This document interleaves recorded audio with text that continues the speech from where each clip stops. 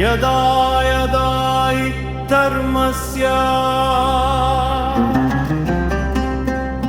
ಗ್ಲಾನಿರ್ಭವತಿ ಭಾರತ ಅಭ್ಯುತ್ಥಾನಮಧರ್ಮಸ್ಯ ತದಾತ್ಮಾನಂ ಸೃಜಾಮಯ.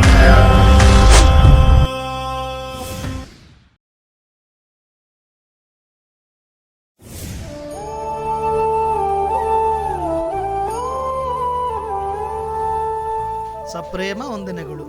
ನಾನು ನಿಮ್ಮ ರಾಧಾಕೃಷ್ಣ.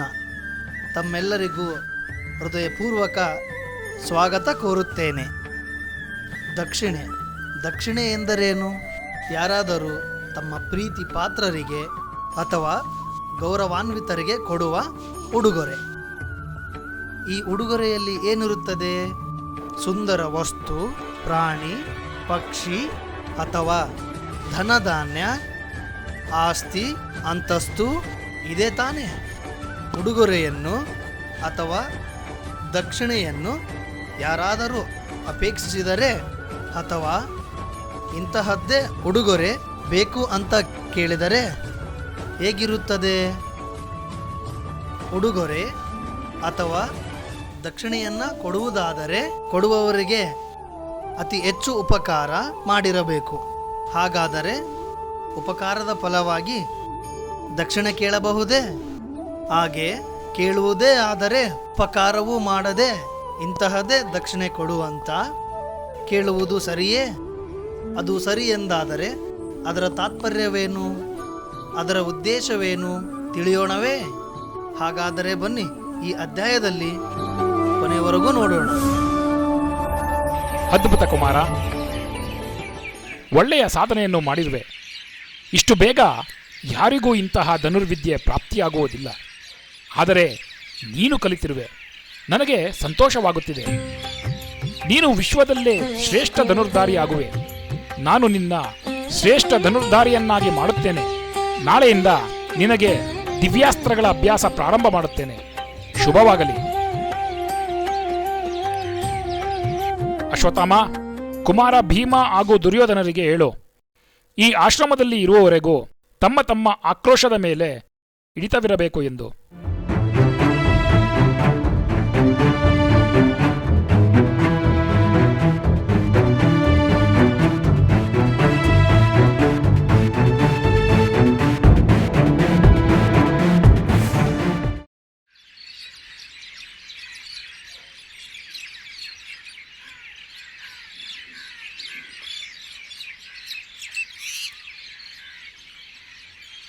ಇದು ನನ್ನ ಬಣ್ಣ ಅಲ್ವಲ್ಲ?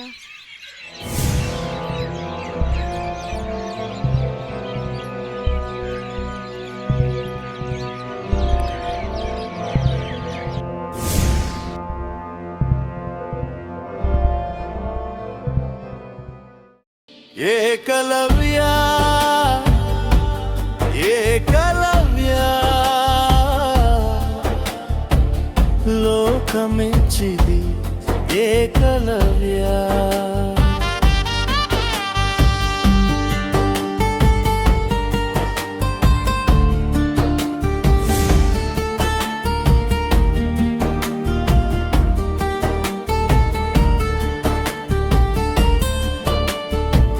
ಛಲಬಲದ ಬಂಟ ನೀನು, ಶಬ್ದವೇದಿಯ ವಿದ್ಧಿ ಕಲಿತೆ. ಪಾರ್ಥ ಕರ್ಣನ ಸಮ ನೀನು, ಶಿಷ್ಯಲೋಕಕ್ಕೆ ಚರಿತೆ ಬರದೆ.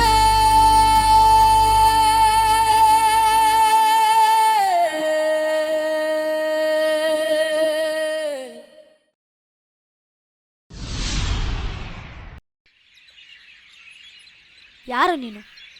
ಏಕಲವ್ಯ.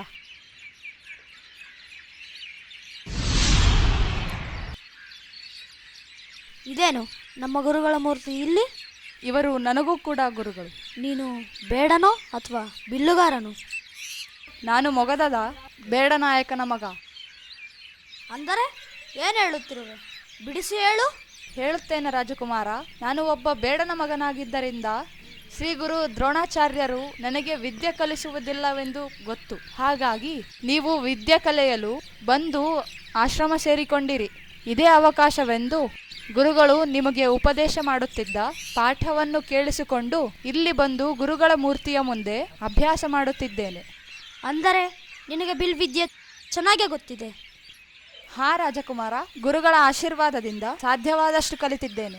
ನಿನ್ನೆ ನೀವು ಅಂಧಕಾರವನ್ನು ಮೀರಿ ಪ್ರಯೋಗಿಸಿದ ಬಾಣ ರಂಬೆಯನ್ನು ಹೇಗೆ ಕತ್ತರಿಸಿತೋ ಹಾಗೆ ನಾನು ಕೂಡ ಪ್ರಯತ್ನ ಪಟ್ಟೆ. ಅದನ್ನು ನೋಡಲೆಂದು ಅಲ್ಲಿಗೆ ಬಂದಿದ್ದೆ. ಅಷ್ಟರಲ್ಲಿ ನೀವು ಬಂದಿರಿ. ಇನ್ನು ಯಾವ್ಯಾವ ವಿದ್ಯೆಯನ್ನು ಕಲಿತಿರುವೆ ನೀನು? ಶಬ್ದವೇದಿ ವಿದ್ಯೆ,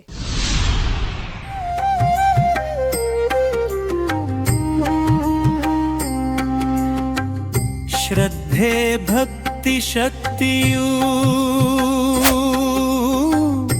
ಉತ್ತಮ ಪಾರ್ಥನ ವಿದ್ಯೆಯೂ ಮಧ್ಯಮ ಪಾಂಡವ ಅರ್ಜುನ ಕುಂತಿಯ ಪ್ರೀತಿಯ ಅರ್ಜುನ, ಪುತ್ರನು. ಏನಿದು ನಿರಂತರವಾಗಿ ಅಭ್ಯಾಸ ಮಾಡುತ್ತಿದ್ದೀಯಾ? ಆರೋಗ್ಯ ಹಾಳಾಗುವುದಿಲ್ಲವೇ? ನಾನು ಎಲ್ಲಿವರೆಗೂ ಏಕಲವ್ಯನಷ್ಟು ವಿದ್ಯೆ ಕಲಿಯುವುದಿಲ್ಲವೋ ಅಲ್ಲಿವರೆಗೂ ಅಭ್ಯಾಸ ನಿಲ್ಲಿಸುವುದಿಲ್ಲ. ಏಕಲವ್ಯನೇ? ಅವನ್ಯಾರು? ಎಲ್ಲಿದ್ದಾನೆ? ಅವನು ಬೇಡರ ನಾಯಕನ ಮಗ, ಬಿಲ್ಲುಗಾರ. ಅವನು ಗುರುಗಳ ಪ್ರವಚನವನ್ನು ಕೇಳಿ ಅವರದೇ ಒಂದು ಮೂರ್ತಿ ಮಾಡಿಕೊಂಡು ದಿನಾಲು ಆ ಬೆಟ್ಟದ ಮೇಲೆ ಅಭ್ಯಾಸ ಮಾಡುತ್ತಿದ್ದಾನೆ. ಮೂರ್ತಿಯ ಮುಂದೆ ಅದೆಷ್ಟು ವಿದ್ಯೆ ಕಲಿಯುತ್ತಾನೋ? ನಿನಗೆ ಗುರುಗಳು ಹೇಳಿಲ್ಲವೇ ನೀನು ವಿಶ್ವದ ಶ್ರೇಷ್ಠ ಧನುರ್ಧಾರಿಯಾಗುವೆ ಎಂದು? ಆ ಪ್ರಯತ್ನವನ್ನೇ ಮಾಡುತ್ತಿದ್ದೇನೆ ಜ್ಯೇಷ್ಠ. ನನ್ನನ್ನು ನನ್ನ ಪಾಡಿಗೆ ಬಿಟ್ಟು ನಾನು ಅಭ್ಯಾಸ ಮಾಡಬೇಕು. ಸರಿ, ಭೋಜನ ಮಾಡಿ ಬಂದು ಅಭ್ಯಾಸ ಮಾಡುವ.